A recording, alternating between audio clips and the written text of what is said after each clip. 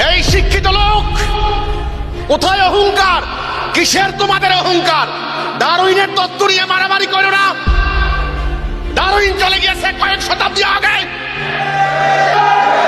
ডারউইনের বানর দেখার দরকার নাই। বর্তমানে তোমরা আল্লাহর হুকুম বাদ দেওয়ার কারণে বাঁদর হয়ে গিয়েছে। বাঁদর বাঁদর এত আচরণ করে না, এত নিকৃষ্ট আচরণ করে না।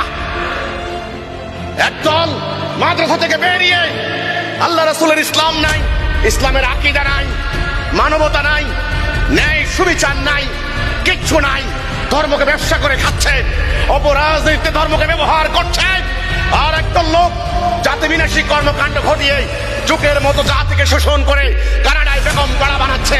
আর তোমরা ডারউইনের তত্ত্ব নিয়ে মারামারি করো। তোমরা বাঁদর,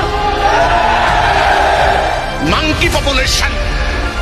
মানবতার পর্যায়ে তোমরা নাই, তোমরা বাঁদর থেকে খারাপ হয়ে গিয়েছ।